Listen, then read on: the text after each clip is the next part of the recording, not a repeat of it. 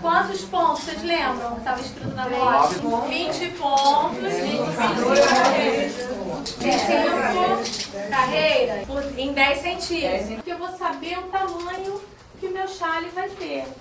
Né? Eu vou saber exatamente quantos pontos. Eu vou usar uma regra de 3. Tá?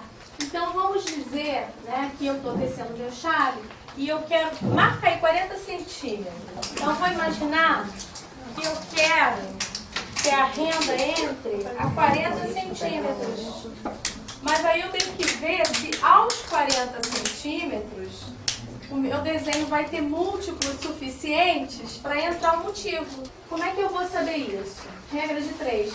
Eu sei, pela minha amostra, que 25 carreiras são 10 centímetros. Mas eu quero saber quantas carreiras eu vou ter tecido, porque eu preciso saber quantos pontos vão ter aos 40 centímetros. Porque eu resolvi que eu quero botar lá os 40 centímetros, eu quero entrar no desenho.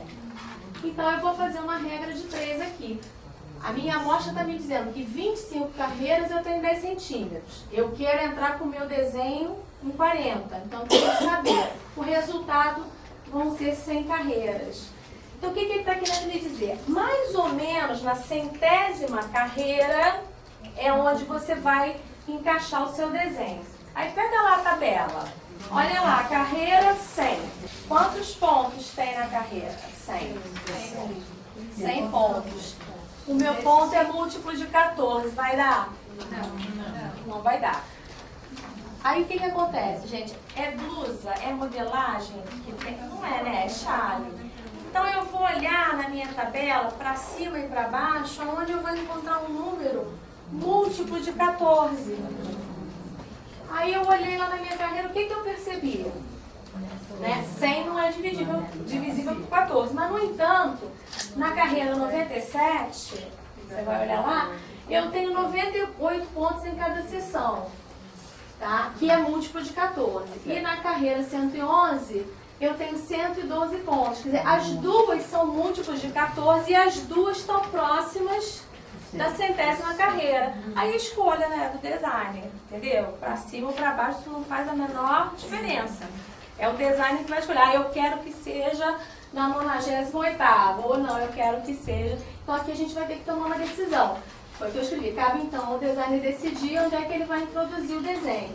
E botei a metragem aproximada, porque assim, ou ele vai entrar a 38 centímetros ou a 44. Para um chale, isso não faz a menor diferença, né?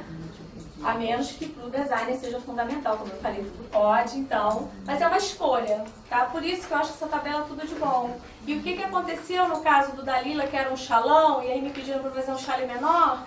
Como é que eu fui diminuindo ele? Eu fui olhando aonde eu tinha múltiplos e vendo os centímetros que eu pudesse encurtar para fazer um chale menor, tá? Então, assim, não estou dizendo que esse método seja o super, mas ele funcionou e eu acho que é mais uma informação para o nosso vocabulário tricorístico, né? Vamos dizer assim. Foi a receita do bolo isso aí. Hã? Foi a receita do bolo. A receitinha do bolo, né, Marcinho? Tá? Aí tem só um detalhezinho que eu escrevi aqui, para a gente lembrar. Considerando que ainda que é necessário tricotar uma laçada antes e outra depois do motivo, então, vamos supor, o designer escolheu a carreira 97, tá?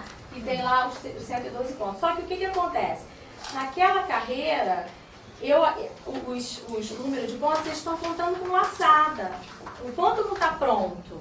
Então eu tenho que encaixar ele na carreira 97, na carreira 99, perdão, depois, porque aí a laçada já foi feita e eu já voltei, tá? Isso é só um detalhezinho, porque na minha tabela eu estou contando com a laçada, mas ela ainda não se transformou num ponto enquanto eu não fiz o avesso. E aí eu explico exatamente por quê, que a carreira 99 é a primeira, que já está com ponto montado e tudo mais. Calcular as repetições do motivo, aí é super tranquilo, porque o lance é encaixar ele. Encaixar ele é o mais difícil. Porque aí eu tenho que adaptar, ver onde eu quero. Agora eu já não desenhei lá o gráfico, aí eu já não sei ele. Quer dizer, eu posso, desse jeito que eu desenhei ele, eu posso escolher quantas vezes eu quiser repetir. Porque ele já está encaixadinho, né? Porque quando chegar aqui em 14 eu não volto pra cá. Quando chegar em 14 eu não volto pra cá. É tranquilo, né? Uma vez que eu já escolhi onde ele vai entrar, Aí eu vou definir quantos centímetros eu quero que ele tenha. Vamos supor que a designer falou assim, eu quero que ele tenha mais 35 centímetros. Então ele está com 40 aqui. Eu quero que ele venha aqui, porque eu moro em Curitiba, é muito frio. Então, eu quero que ele venha mais 35 centímetros. Estou chutando. Então, eu vou fazer o que de novo? A regra de 3, né? Eu sei que 25 carreiras não são 10 centímetros. Então, quantas carreiras eu vou precisar para 35 centímetros? Vão dar 88 carreiras. Aí eu volto lá para o meu gráfico. O meu gráfico tem 26 carreiras. Aí ela diz que eu preciso de 88. Mais uma vez, vai ser um ajuste. Como o gráfico tem 26 carreiras, o designer tem 4 opções. Ou ele repete o gráfico 3 vezes só, que vão ser 78 carreiras, 10 a menos do que ele desejava, que vai ser uma coisa assim, a menos do que os 35 centímetros, que não tem problema nenhum. Ou ele vai repetir 4 vezes e aí vai passar do bumbum, que também não tem problema nenhum, né? Ou ele pode criar um gráfico e instruir assim, você vai repetir 3 vezes e vai fazer mais uma vez até a carreira 9, que aí vai dar cravadinho os 35 centímetros. Ou você pode fazer um gráfico de 9 carreiras e dizer gráfico 1 e gráfico 2. O que é mais simples aqui para você comercializar uma receita? 1 ou 2. 1 ou 2. Né? Ou repete 3 vezes ou repete 4 vezes. Porque se você pretender publicar essa receita, seja vendendo ou seja publicando, quanto mais simples, melhor. Faz diferença um pedacinho assim de ponto, né? Então você vai ter que fazer um outro gráfico, porque quando você manuseia uma receita, quando você vai vendo aquela quantidade de gráfico, o que vai acontecendo? Né? Não é assim? Eu acho que eu vou fazer isso depois que eu terminar aqui. Depois o Não é? Às vezes vale a pena, o chale fica realmente espetacular. Mas no caso a gente está trabalhando um chale triangular, uma barrinha, né? Então, preciosismo. Particularmente eu repetiria 3 e pronto, tá? Então, ficou tranquilo nesse caso que é uma decisão do designer? Ele escolhe. Aí o que acontece? Eu já decidi tudo, né? Já decidi aonde ele vai entrar, aonde o desenho vai começar, aonde ele vai terminar. E eu vou voltar lá aquelas minhas anotações, porque eu já tinha escrito, lembra lá no início? Eu já tinha escrito como eu começar, eu já tinha escrito a primeira carreira e a segunda. Lá no início. Aí eu vou voltar para o meu caderninho, e se for uma pessoa sábia, ele jovem, vai estar no computador, né? Já. Né? E aí eu vou terminar de escrever a receita, tá? Aí o que eu vou dizer? Lembra que não estava pronto? A gente falou quantas vezes a gente vai ter que repetir para fazer esse ponto G. Aí eu já sei que eu não quis 40 centímetros. Repita as carreiras 1 e 2 até que você tenha 201 pontos. E aí aqui eu estou dizendo para vocês, se você olhar na sua tabela, você vai ver que é a carreira 98. Ou você vai dizer, repita as carreiras 1 e 2 por mais 48 vezes. Aí você escolhe a maneira de dizer. Tá? Isso tanto faz. Até você, como tricoteira, você vai falar assim, eu prefiro quando está escrito assim. É opção, tá? A partir da carreira 99, as 2 seções do chale seguem o gráfico. E aí o que acontece? A gente pode escrever tudo que está no gráfico, a gente pode escrever. Mas nós já somos mulheres, nós já desenhamos o gráfico, nós já sabemos. Então você não precisa escrever aquela linha do gráfico toda. Então você vai colocar a instrução e vai colocar carreira 1 gráfico, carreira 2 e assim por diante até que você tenha tantos pontos. Tá? Então aqui a receita já está escrita. Tá? A forma, claro que eu poderia escrever carreira 1. Aí eu ia botar borda, laçada, e eu ia escrever tudo aquilo que está no meu gráfico. Tá? E aqueles programas americanos, ele já sai com esse texto pronto também, tá? Isso é uma das que sai em inglês, mas sai pronto, você recorta e cola, tá? Agora, se você quiser publicar a sua receita com gráfico, você não precisa escrever, você só diz. Você começa a acompanhar o gráfico a partir dessa carreira, tá? Depois, no final, arremate, eu escrevi esse arremate aqui porque muitas pessoas conhecem, algumas talvez não, que é um arremate maravilhoso para lace, para que o desenho possa se expressar em toda a sua formosura. Porque geralmente, o desenho de lace faz algumas curvinhas, ou biquinhos, ou pontinhos, e esse tipo de arremate ele respeita, porque ele é não é nem elástico, né? Ele respeita o desenho. Então eu deixei aqui só como, digamos assim, uma sugestão para vocês, uma dica, porque aí ele vai respeitar o desenho. Vou dar uma recapitulada e aí se vocês forem lembrando de perguntas, vamos fazendo agora. Como é que começou o processo criativo? Primeiro a gente estava lá naquele domingão no sofá e a gente começou a fazer o quê? Botar uns pontos, né? Primeiro, que tamanho, que formato que eu queria? Ah, eu quero fazer um triângulo, eu quero fazer um circular, eu quero fazer... Aí eu comecei a tecer os pontos, aí eu escolhi, gostei, esse com esse, supimpa, né? O que vai acontecer? Já que eu escolhi o desenho, eu vou transformar ele para um gráfico, que eu posso fazer até no papel quadriculado, né? Você vai pegar o que está escrito lá no livrinho, 2,6 junto, qual é o símbolo? Né? E você vai repetir aquilo ali e vai fazer e vai montar o seu gráfico. Depois você vai encaixar ele dentro da progressão do Charlie. Lembra, se ele for um ponto de 6 pontos, ele não vai aumentando um a cada, e você vai ver exatamente onde você vai parar para voltar. Vai espelhar. Como é que você vai espelhar? Com a sua sensibilidade, né? Lembrando o quê? Para cada aumento, uma diminuição. E vendo, respeitando o desenho do Charlie. Fiz um lá, teci, ficou legal? Fiz esse triângulozinho, assim, pô, ficou bom. Então eu vou e jogo para o outro lado, né? Aí depois você vai com a sua tabela, só vendo aonde você quer encaixá-lo. Tem alguma coisa que vem à mente de vocês assim? Nesse caso, seria um Charlie com 2 triângulos. Isso. Se você quiser fazer em 3, você vai repetir a mesma informação 3 Vai, vezes. posso Se fazer? você quiser fazer com 4, vai ser a mesma informação 4 vezes. Então aí não precisa colocar isso pela versão. Pode fazer assim. Olha, o que acontece? Quando você... no caso dos triângulos, né? Você pode fazer assim, mas você vai ter que fazer os aumentos. Porque a progressão do triângulo, que a gente desce assim, né? Ela se dá por causa dos aumentos. Então, quando você for encaixando outros triângulos, você pode não ter uma espinha. Mas como a Ana falou, você vai ter que fazer um aumento para cá e para cá. E você vai ter que criar um aumento que não seja laçada, porque se você fizer 2 laçadas, você vai ficar com um buracão. Ou se você fizer um buracão, fica com um buracão.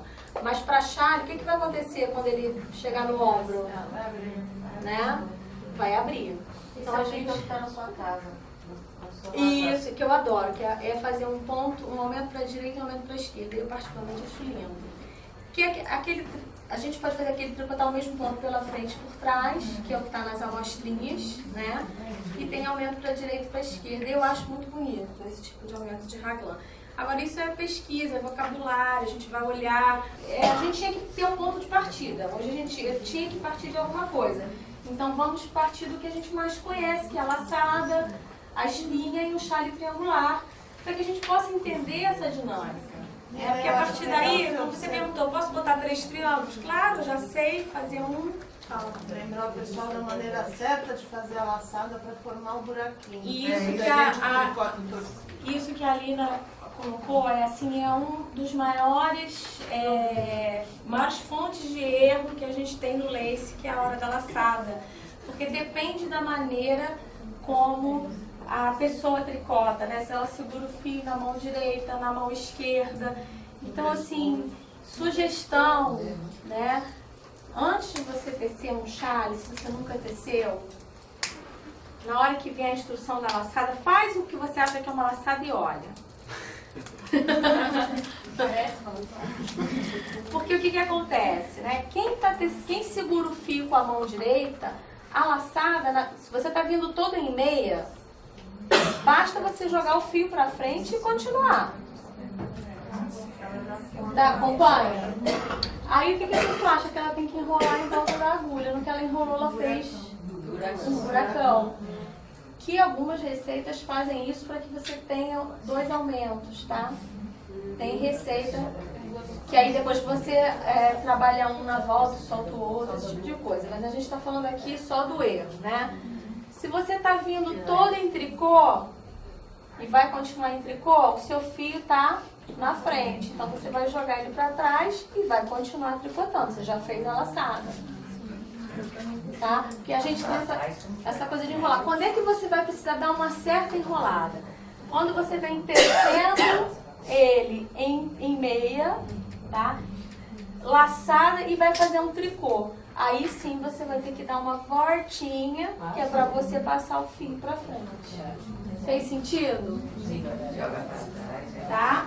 Então se eu venho em meia, laçada, vou continuar em meia. Eu só jogo o fio pra frente. Estão lembrando dessa palhaçada? Jogo o fio pra frente. Continuo em meia. Se eu tô em tricô, eu venho, meu fio tá na frente, o que eu faço? Eu só jogo ele, continuo em meia. Qual vai ser o único caso que eu vou precisar dar uma enroladinha? Quando eu venho em meia, vou pro tricô e eu dou uma, uma arredondadinha e aí continuo, tá? Então assim, só ter em mente que isso é um dos erros que a gente mais comete. Que é essa coisa da gente fazer a amostra do ponto, tá?